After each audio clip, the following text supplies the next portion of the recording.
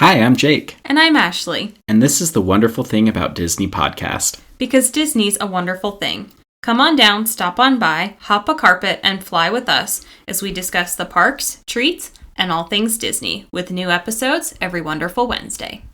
Welcome back, everybody. Happy Wonderful Wednesday. We are so glad you're joining us for another episode on the Wonderful Thing About Disney podcast. Yeah, we're excited for this one because it kind of expands upon our previous episode where we planned our greatest family vacation ever to Walt Disney World. Mm-hmm. But this week, we're going to be talking about our ideal day at Hollywood Studios. Exactly. And it is a wonderful day to talk about this because today happens to be the 35th anniversary of Hollywood Studios. Awesome. I know. So happy anniversary to them.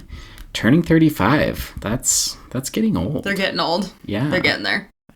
But I feel like this is going to be a fun topic because this particular park has really changed a lot over the years. You're absolutely right. And I think before we get into our ideal day at the park, I think we need to talk about the history of Hollywood Studios because that's actually not the original name of the park. I know, right? Crazy. It is crazy. So because you brought that up, it was originally known as MGM Studios when the park opened on May 1st, 1989. So at the time, Michael Eisner is the CEO of the Walt Disney Company, and this is actually the first theme park that was built under his tenure. Crazy. Kind of cool. Yeah. In 2001, they added the Sorcerer Mickey hat, which may not seem like a big deal, but it actually was because that was the icon of Hollywood Studios. Mm-hmm. And it stayed there until 2015. Yeah. And now we know that icon to be the Tower of Terror. Yep. Right? And in 2008, it changed its name to Hollywood Studios, what we know it to be today. So one other really cool thing that we learned about Hollywood Studios is it actually holds one of the biggest hidden Mickeys in Disney. And when I told you about this, it blew my mind. I think your mind was blown, yeah. No, and even as we were preparing for this episode, I had to look at it again because it's really quite mind-blowing. The whole park is actually laid out in the shape of Mickey. Yeah, that center hub in front of the Chinese theater. Right? Yeah. And you've got Echo Lake, which is one of Mickey's ears, and they even painted the pavement black to show Mickey's eyes. Yeah. You would never notice it unless you looked at the aerial picture. Correct. Right? So cool. So we're going to take a screenshot. We'll post that picture on Instagram and Patreon for everybody to see because it really is pretty cool. It's awesome. It's just one of those moments where you're like, oh, you Imagineers. They knew what they were doing. Of course they did, which is awesome. So, yeah, pretty cool place. And this you can actually access by bus or Skyliner. Yeah. And they even have some of the water transportation that can pull up there as well. That's true. Depending on what resort you're staying at. So yeah, I forgot about that. Lots of ways to get there. Yeah. So I think, again, before we get into our ideal day, we recognize that some people maybe have never been to Hollywood Studios and have no idea what we're talking about. So I think let's go over a quick overview of the park. And when you first walk in, you're walking into Hollywood Boulevard. So this is kind of the main street of the park. So you have shops that are on both your right and your left side as you're going down Main Street. When you get to the end, you have the Trolley Car Cafe, which is where everybody's going to get their Starbucks. Always a popular stop. Their first coffee, thing in the morning. First thing in the morning. And again, at the end of that main street there, you also have the Hollywood Brown Derby, which is a popular dining restaurant. And then again, you have the attraction at the very end there at the Chinese Theater, and that's Mickey and Minnie's Runaway Railway. Yeah, which is really cool. I mean, that's the main thing that you're looking at as you walk into the park in the morning. So absolutely. And the other main street kind of that runs through Hollywood Studios is called Sunset Boulevard. And this is going to be over where your Tower of Terror, your Rock and Roller Coaster is, and your Lightning McQueen's Racing Academy. So this whole area is set up to feel like Hollywood and California. And I think you feel that the most along Hollywood Boulevard. Oh, absolutely. Sure. Yeah. There are a couple dining options, some quick service options, not anything to really write home about. But most notably, I think, over there on Sunset Boulevard is Hollywood Scoops. Oh, yeah. So this is where you're going to get your mini kitchen sink sundae. So if you know, you know. You do. You got to do it at some point. It's a rite of passage. Super cute. Again, going down that main street, you'll have shops all the way down on the right and the left. But at the very end of Sunset Boulevard, you'll actually have 2 walkways, one of which you will take to go to Fantasmic for your nighttime show, and another pathway that will take you to the Beauty and the Beast show. Both really, really great shows. Super cool. So on the other direction now, you've got Echo Lake. Yep. And here you've got some dining options with Dockside Diner, 50s Primetime Cafe, the Backlot Express, Hollywood and Vine. Just lots of different options depending on the type of food that you want and also kind of the type of atmosphere as well. So there's some quick service, there's some mobile order options, and there's also some sit-down reservation options. Yeah. The Indiana Jones Epic Stunt Spectacular, which don't sleep on it. Absolutely not. It really, really is cool. I know that's something we go to every time. We talked about this in Snoring Around the World, but it really, really is a really cool show. So I think it's always worth the time to check that out. You do have a meet Olaf experience there. So cute. It is. Olaf is great. He's a very fun character to meet. Oh, yeah. And then an attraction right there is Star Tours, which... just the queue and the front facade of Star Tours is legit. Like, you come around that corner, there's the AT-AT. Awesome. Oh, yeah. It's great. And then if you were to go to the right as you're walking towards the Chinese Theater, that's where you would have the Animation Courtyard. You've got Star Wars Launch Bay, where you can meet some of those Star Wars characters, which is obviously really cool. Chewbacca's there, BB-8, and they even have Darth Vader, which is amazing if you've got the Disney Chase Visa. That experience is super, super cool. It is. And then for the younger kids, they have the Disney Junior Play and Dance, which is really fun. Great place for them to kind of reset and get some wiggles out and just kind of have fun. Yeah. So if you were to keep going then from the Animation Courtyard, you'll come to Commissary Lane. And you have 2 dining options there. One is the ABC Commissary, which is a mobile order.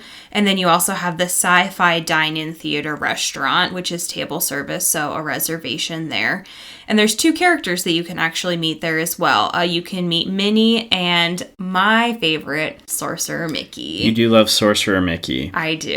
And we met him for the first time because it had been on our bucket list and we just kind of never made it a priority. Which is insane, but once we did it, it was super cool. Loved it. He was my favorite. And then, again, if you keep going from Commissary Lane, you will run into an area called Grand Adventure. And this is where your Muppet Vision 3D is. You have a couple dining options, Baseline Tap House, Pizza Rizzo, and Mama Melrose Ristorante Italiano. So, yeah, all great options back there. Definitely. Super, super cool. So now, Star Wars Galaxy's Edge. Obviously Amazing. One of my favorite places. And if you haven't gone, I think it's an experience when you walk through. Just the transformation, the transition between the lands as you walk in. Like, it's very cool. And you can get there from either direction. But dining options that they have in there, they have Oga's Cantina, which is super fun experience. Lots of drinks, some snacks, and it really is immersive. You feel like you're in a Star Wars cantina, which is amazing. Ronto Roasters is there, Docking Bay 7, Katsaka's Kettle. So lots of snack options as well as meal options. And then the 2 big attractions, Rise of the Resistance, Smuggler's Run. Yeah. Both phenomenal for Star Wars fans, non-Star Wars fans alike. Obviously, we've talked about this in a previous episode, but Rise of the Resistance is my number 1 Disney ride. It's just that good. As far as characters go, this is a really cool part of Galaxy's Edge in that you have roaming characters who wander around the land all the time. You've got stormtroopers escorting around with Kylo Ren. You've got Rey, Chewie. They've got droids. You've got characters from some of the great Disney Plus series. I mean, they even have Mando and Grogu who walk out every once in a while too. So Super, super fun. Super immersive. Very interactive as well with the guests, which is just a really cool experience. And then, of course, the shops. Oh, yeah. I mean, love the shops. I do love the shops, even though we've gotten like all my favorite things like 3 or 4 times over. It's not like there's that much that's new every time we go, but it's just cool to walk around and see it. And you always see people walking around with their lightsabers, and it's an experience. Very cool. Yeah. And then the last land in Hollywood Studios, which is my personal favorite, Toy Story Land. Absolutely amazing. Again, so immersive. Yeah. You honestly just feel like you were in Toy Story, like you were in Andy's room. So cute. It is so cute. And I will say this, that I went to Disneyland and experienced Bugs Land. And that was really, really cool. And when they took it down, I mean, obviously they replaced it with Avengers Campus, which we all know that is one of my favorite places. But that experience was so neat. And I was sad, that it was gone until we went to Toy Story Land, and I was transported right back there again. Just very similar experience. And it's cool that they took that and were able to accomplish that same feeling and sentiment with Toy Story Land. Yeah, it's something you absolutely have to experience. So in Toy Story Land, there's 3 main attractions. You'll have Slinky Dog Dash, Toy Story Mania, and Alien Swirling Saucers. Very similar to Star Wars Galaxy's Edge, you have some characters that are roaming around, so you'll get to meet Jessie or Buzz or Woody. You can stand in line to meet them. And then there's 2 dining options, again, in Toy Story Land.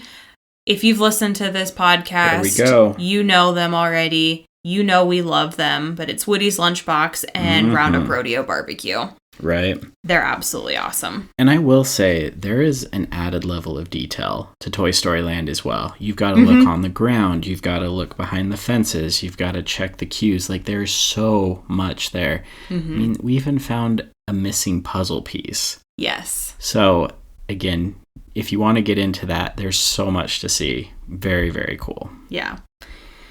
Yeah, so that pretty much wraps up the overview of what's at Hollywood Studios. So I think next we kind of wanted to talk through, our ideal day at Hollywood Studios. And for us, this is our typical, kind of plan of action that we use when we go to the park. And again, we use this assuming that everything goes according to plan, which usually it doesn't. But, this is what we recommend to our friends if they're going for their first time. Yeah. So the first thing is, especially in Hollywood Studios, we've said it before, but it's worth buying Genie Plus in Hollywood Studios. It really is, y'all. It's, again, great attractions, but also long lines. And if you want to get the most out of your day and take advantage of everything that there is to do in Hollywood Studios, Genie Plus really does make it so much easier to do that. I agree. And we are rope drop people. And I think in Hollywood Studios, there's a couple different rope drop strategies that you can use. But for us, we rope drop Slinky Dog Dash because we know that that's a popular ride. We know that that land gets super, super busy throughout the day where the average wait time can be over an hour. It's true. So, it also gets really hot in there as well. It does. Not a lot of shade. It does. And this is one where we would rather rope drop Slinky Dog Dash and then just buy the individual lightning lane for Rise of the Resistance versus rope dropping Rise. Yep. So we do that. We rope drop Slinky Dog Dash. And then usually while we're over there, again, we bought Genie Plus. So we try to get our first lightning lane for Toy Story Mania. And then we do that right after Slinky Dog. Yeah, it works out really well. It's great to start the day with those 2 rides. They're a lot of fun. And then we'll try and get a lightning lane for Runaway Railway. And if we have a little break, we might go over and kill some time in Star Wars Launch Bay, say hi to Chewie or Darth Vader. And again, as we mentioned, that Darth Vader experience, you do need to be a Disney Chase Visa member, but it's worth it, you guys. Like, just as much as the character meetings are always great, like, that Darth Vader experience is next level. Oh, legit. Yeah. 100%. So super, super cool. Yeah. And then after we finish up, then we'll just kind of watch the lightning lane times and what's available, but try and get some rides out of the way like Star Tours or Muppets or Indiana Jones, some things that are scattered around Runaway Railway in that central part of the park. Yeah. Yeah, and then I think after that, again, I make it a priority to meet Minnie and Sorcerer Mickey because Absolutely. he's my favorite. So I like to spend some time to meet them. And from there, it's usually about lunchtime. So we're heading over to Roundup Rodeo Barbecue for a late lunch. And we try to do that, 1, 2 p.m., whatever time we can get a reservation for. Yep. But then that's nice because then we're in Toy Story Land. We haven't done Alien Swirling Saucers yet. So after we eat, we usually head over there to be able to finish up Toy Story Land. And that's usually the hottest part of the day as well. So again, there's science behind this, gang. Like, we know what we're doing. Yeah, we've put thought into this. We have. And after we finish up there, we're going to go in that backside entrance and make our way into Galaxy's Edge. And we'll do Smuggler's Run, try and see what Rise of the Resistance looks like. Again, we're not afraid to do the individual lightning lane if necessary, because that line can get very long. But while we're over there, we'll walk through the shops and the market and just kind of finish up Galaxy's Edge. So we're spending, quite a fair amount of time back there, but it's always nice to do that. And again, that's typically when people are looking for dinner. So it tends to thin out the crowd a little bit. Yeah. And then from there, if we need a snack, because we're not far, we usually hit up then Woody's Lunchbox before heading over to Sunset Boulevard. Because as we mentioned, Sunset Boulevard doesn't have a lot of good dining options. No, it's pretty scarce, mostly just quick snacks and stuff. So from there we head over to Sunset Boulevard. So we look through the shops on either side, and then we'll usually do Tower of Terror. And they have some great shops in there too. Also some higher end shops. I mean, that's where the jewelry and the Pandora store is. Which I know very well. Yeah, you do. So again, that is a fun little walk as you go down Sunset Boulevard to walk through those shops. Yeah. So then after we kind of finish up Sunset Boulevard, usually that's about the time that we need to start heading to Fantasmic, which is the nighttime show. So we get there a little early. We want to make sure that we get a decent spot, but also just to relax for a little bit because it's been a busy day. But then after Fantasmic, it's usually time that the park closes and we just head on back to our resort. Yeah, time to peace out. Yeah. But that really is our typical trip to Hollywood Studios. I don't know how many times we've been, but that just kind of is our best case scenario, that what works the best for us. And it also eliminates as much of the back and forth as possible. Obviously, you kind of need to be at the mercy of what the lightning lanes look like, but the last thing you want to be doing at any park is just walking back and forth all day long. So that's why we've tackled it the way that we do. But it's great because we get to hit up all our favorites, still have time to hang out for a little bit, and then we always try and do something new. Yeah. And obviously we didn't do everything in the park, so we wanted a quick touch on why there are some things that we typically skip and why we skip them. Yeah. So, I mean, there are a couple attractions that we did not hit. One of them, probably the biggest one, being Rock and Roller Coaster. And that's one that is a little tough for both of us with motion sickness. And just honestly, it's not really my favorite. I know that it is currently under refurbishment and reimagination, so we'll see what happens after it's done. And I don't really know why, but we just never make it back to Lightning McQueen, probably because it's just tucked way back in there. Yeah, and because we don't do Rock and Roller Coaster, because you have to keep going past Rock and Roller Coaster, we just never really made it down to that area for as many times as we've been to Hollywood Studios. Yeah, we usually just stop at the Tower of Terror. Yeah. Right? Another thing that we don't often do is Oga's Cantina. And the reason why, again, it is an extra thing, and if we're going to make a dining reservation, we're going to go to Roundup Barbecue. And I mean, Olga's is really cool. I will say, if you haven't done it, it's worth doing it. Absolutely. And the atmosphere is phenomenal. They have some really great drinks for, alcoholic or non-alcoholic, lots of options. And they do have some snack options there as well. But the other cool thing about Oga's Cantina is, while yes, you can and probably should make a reservation, they also have walk-up available and you can stand in line. So that is something worth noting.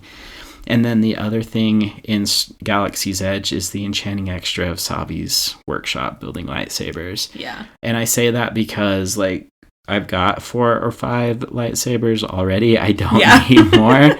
But that was absolutely a highlight for our boys when we went. Mm-hmm. So if you can swing it, go do it. Like, doing that is just an even better experience than walking into Doc Ondar's. Yeah. It really is a cool show, cool experience, and you get just a one-of-a-kind keepsake to take home with you. So definitely worth doing at least once. Yeah, and because it's so expensive, again, that's not something that we can do every single time. Correct. But yeah, if you've never done it before, definitely check it out.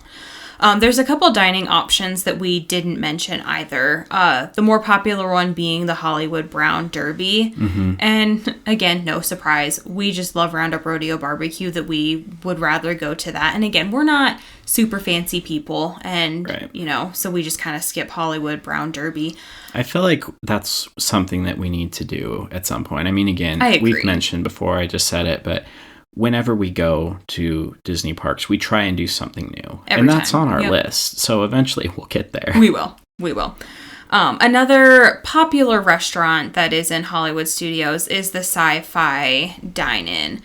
And we've eaten there once. And don't kill us, people. Please don't. It was okay. It was okay. We really weren't impressed. It just kind of seemed a little overrated, which you get to eat in the cars, which is super cool. And you sit down and you have that initial thrill of like the atmosphere. Well said, for sure.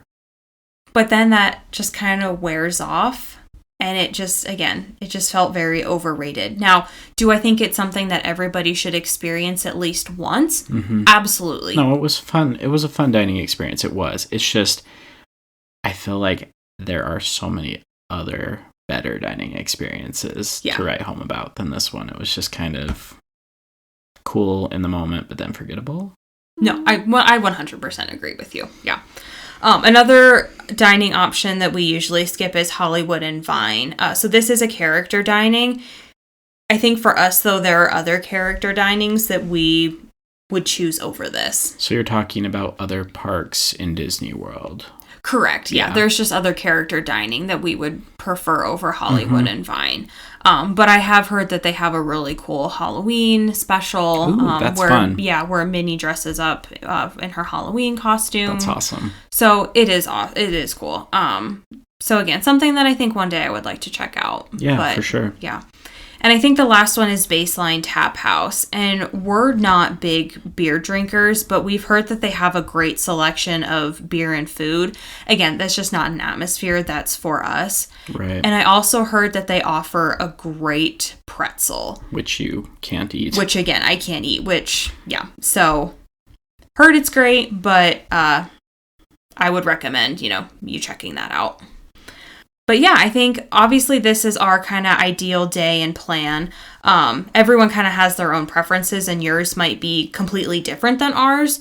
You might prioritize things in a completely different way or skip things that we usually really enjoy doing. So we'd love to hear what your ideal day is in Hollywood Studios. Right, absolutely. And we did make a cheat sheet for you as well.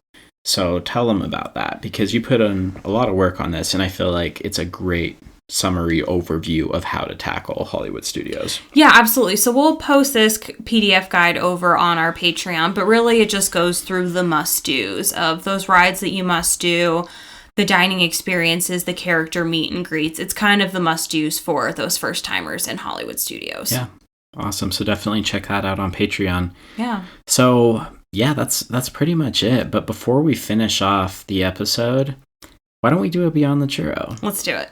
Love it. Let's do it. So this one here is one of my personal favorites, especially because we have Hollywood Studios. It's only found here, and it's only found in Galaxy's Edge. Yeah. We're going to talk about the milk stand, particularly the blue milk. Oh, the blue milk. It's so good, and I know that some people are kind of turned off by it initially, or they try it and they're like, yeah, that was not for me. But gang, like, you have to try it. It's kind of one of those things you've got to do when you go to Galaxy's Edge. Mm-hmm. So there are a couple places that you can get it. We mentioned Oga's Cantina, and it's on the menu under the blue bantha. Mm-hmm. So that's where you can get it. It comes with a sugar cookie as well, which is kind of fun. But if you aren't going to Oga's Cantina, they have a milk stand. They do. And at the milk stand, That's all they have is green milk and blue milk, right? Yep. So I think it's worth trying them both, especially if you have multiple people in your party. Mm-hmm. The green milk is good. It's just the blue milk is better. Yeah, the blue milk for me, I think, is more fruity, whereas the green milk is more like citrusy. Okay, yeah, so, I can see that. It's a good explanation of how they are for sure. Yeah.